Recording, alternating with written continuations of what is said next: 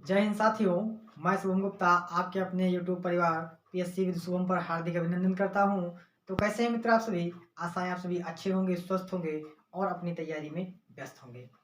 जैसा कि आपने दोस्तों थंबनेल में देखा होगा, जी हाँ, एसएससी एमटीएस 2024 नई वैकेंसी रिलीज की है। कितनी वैकेंसी है, क्या पोस्ट है, क्या प्रोसेस है, कितनी क्वालिफिकेशन रहने वाली है, कौन कौन से सब्जेक्ट से क्या क्या क्वेश्चन रहने वाले हैं, सारा कुछ डिटेल आपको प्रोवाइड की जाएगी।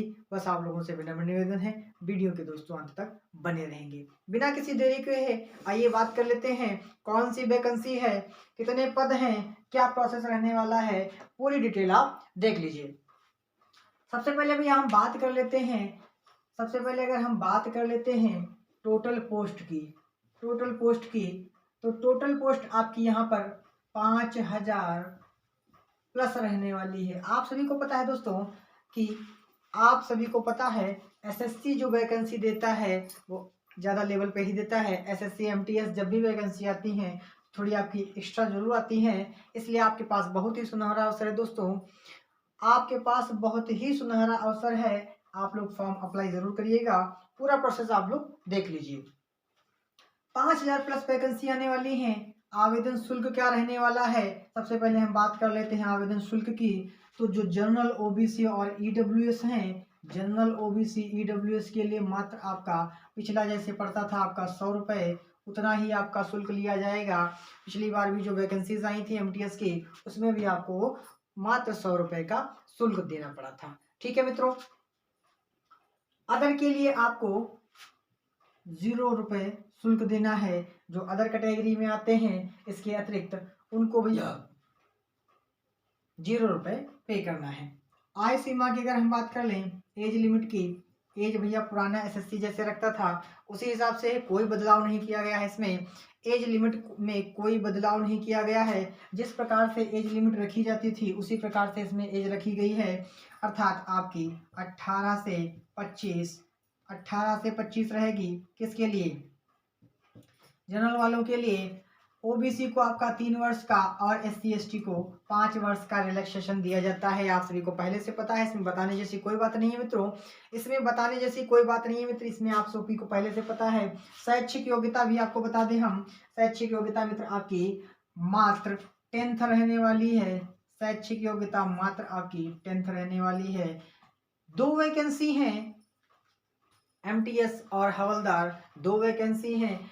चयन प्रक्रिया किस प्रकार से होगी? चयन प्रक्रिया आपका पहले आपका रिटन एग्जाम होगा, पहले आपका रिटन होगा, उसके बाद आपका फिजिकल होगा। और फिजिकल किसके लिए होगा? हवलदार के लिए होगा भैया। फिजिकल जो होगा वो सिर्फ और सिर्फ हवलदार के लिए ही होगा। फिजिकल जो आपका रहेगा मित्रों वह सिर्फ आपका हवलदार के लिए रहेगा। और उसके बाद आपका, उसके बाद मित्र आपका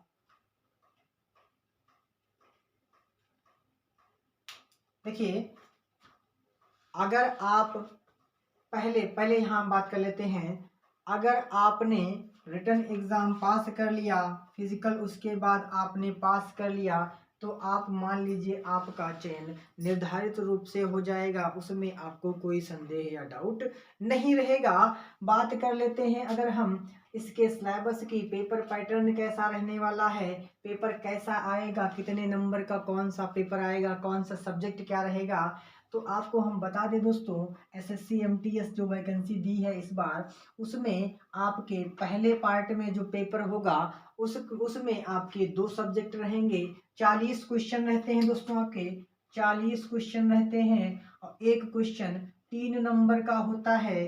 टोटल आपके 120 नंबर होते हैं। एक क्वेश्चन आपका मित्र 3 नंबर का होता है, 3 नंबर का, और टोटल क्वेश्चन आपके 40 होते हैं, 120 मार्क के। 45 मिनट में आपको सॉल्व करने के लिए दिया जाता है, 45 मिनट आपको दिए जाते हैं। सब्जेक्ट क्या क्या रहते हैं ध्यान दीजिए दोस्तों, सब्जेक्ट क्या क्या रहते हैं बहुत ही आप समझ लीजिए। आप अभी देखिएगा कि आप मैथ के 20 क्वेश्चन, मैथ के 20 क्वेश्चन और रीजनिंग के 20 क्वेश्चन, यानी कि 40 क्वेश्चन मिलाकर के 120 नंबर हो गए 3 नंबर के हिसाब से।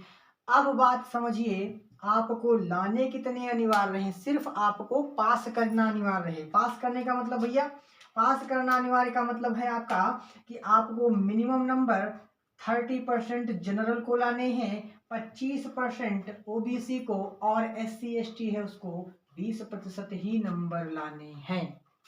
बात को समझ पा रहे हैं आप लोग?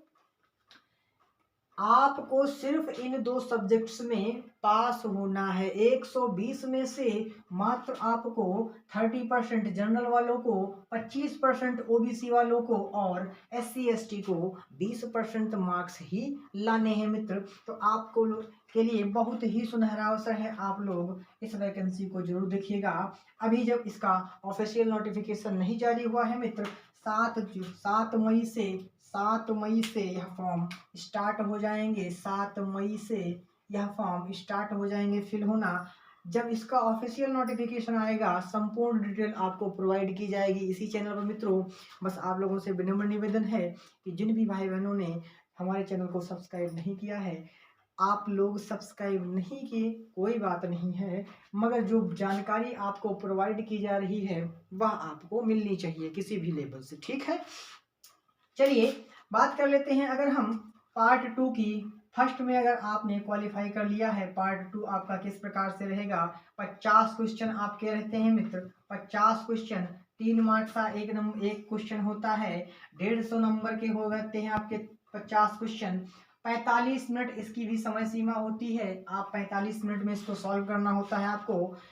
सब्जेक्ट क्या रहने वाले होते हैं, तो सब्जेक्ट मित्र आपके पहला रहता है जीके जीएस, पहला रहता है जीके जीएस, और जीके जीएस आपका 25 क्वेश्चन होते हैं 75 नंबर के। 25 क्वेश्चन 75 नंबर के होते हैं। दूसरा जो होता है आपका, वह भैया आपका इंग्लिश का होता है, और इंग्लिश में आपके 25 क्वेश्चन होते हैं। ये भी मित्र आपके 75 नंबर के होते हैं। हाँ, इसमें नेगेटिव मार्किंग नहीं रहती है। इसमें मित्र आपका नेगेटिव मार्किंग नहीं रहता है। जो पार्ट 1 होता है और जो पार्ट दूसरा होता है उसमें 1/3 की नेगेटिव मार्किंग रहती है। 1/3 की मित्र नेगेटिव मार्किंग रहती है, ठीक है। यहाँ हम बात कर रहे थे रिटर्न के बाद आपका फिजिकल होगा, और फिजिकल सिर्फ हवलदार के लिए होगा। उसके बाद आपका मेडिकल होगा मित्र।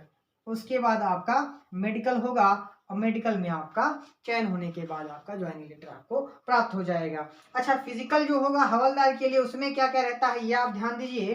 फिजिकल जो हवलदार के लिए रहेगा मित्रों, उसमें आपका 1.6 किलोमीटर आपको वॉकिंग करना है, भागना नहीं है, रेस नहीं है, बस आपको वॉकिंग करना है धीरे धीरे 15 मिनट में। अब आप खुद सोच लीजिए, 1.5 किलोमीटर 15 मिनट में आपको सिर्फ चलना ही तो होगा भैया, आपको दौड़ना थोड़ी होगा। 1 किलोमीटर आप दो मिनट में निकाल देंगे, बहुत ज़्यादा 3 मिनट लगेंगे, ठीक है।